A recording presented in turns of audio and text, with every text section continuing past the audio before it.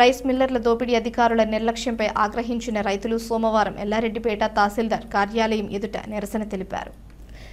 తమ వడ్ల లోడుతో వచ్చిన లారీని కార్యాలయం ముందు నిలిపి ఉంచి నినాదాలతో ఆందోళన వ్యక్తం చేశారు. రైతులు మాట్లాడుతూ రైస్ మిల్లర్లు వడ్ల కొనుగోలులో అన్యాయం చేస్తున్నారని, తక్కువ ధరలు సూచిస్తూ పంటను తూకం తక్కువ చూపుతున్నారని ఆరోపించారు.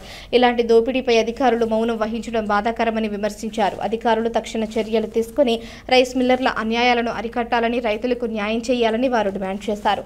అధికారులు నిరసన స్థలానికి చేరుకుని రైతులతో చర్చలు జరిపి సమస్య పరిష్కారానికి చర్యలు తీసుకుంటామని హామీ ఇచ్చారు. నేను తీసుకుంటానని అది రోజు మీ దగ్గరికి వచ్చినాం సార్. అయితే చెప్తాను. అయితే నేనేం చెప్పినా అంటే వాళ్ళందరికీ బాబు నేను పర్సనల్గా వస్తాను, నేను చెప్పిన మీ ఇద్దరం పోదాము, పోయి ఆ ఇష్యూ ఏదో చెప్తే సాల్వ్ చేద్దాం. ఇప్పుడు మీరు పోయి అక్కడ దించిపిచ్చే అంత పరిస్థితి వాళ్ళ దగ్గర కడి చేసుకుంటా అంటారు సార్. 20 క్వింటల్ కడి చేసుకోమంటారా? 20 క్వింటల్ కడి చేసుకుంటే బాగుంటుందా? ఏమన్నారు తెలుసు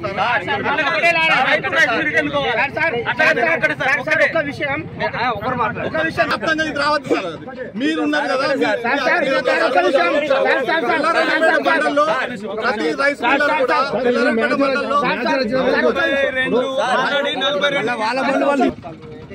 లారీ పంపించిన ఆ లారీ సంగతి నేను చూసుకుంటా అని చెప్పిన ఒకటి. రెండవది, నేను ఆ సెంటర్ ఐకేపీసీ కానీ మళ్ళీ ఆ సెంటర్ ఇన్ఛార్జ్ అడిగితే సార్ మాకు తప్పు జరిగింది, దాంట్లో కొన్ని బస్తాలు పచ్చిగా ఉన్నాయి, వాస్తవమే సార్, మాకు తప్పు జరిగింది, ఆ మిల్లర్ చెప్పండి ఈసారి నుంచి మీరు చేయమంటే అట్లా కాదమ్మా, నేను మీరు పంపించారు కదా నేను పోతా, నేను పర్సనల్గా పోయి అక్కడ ఏమున్నది ఏం కథ చూసిన తర్వాత మీకు చెప్తా అన్న.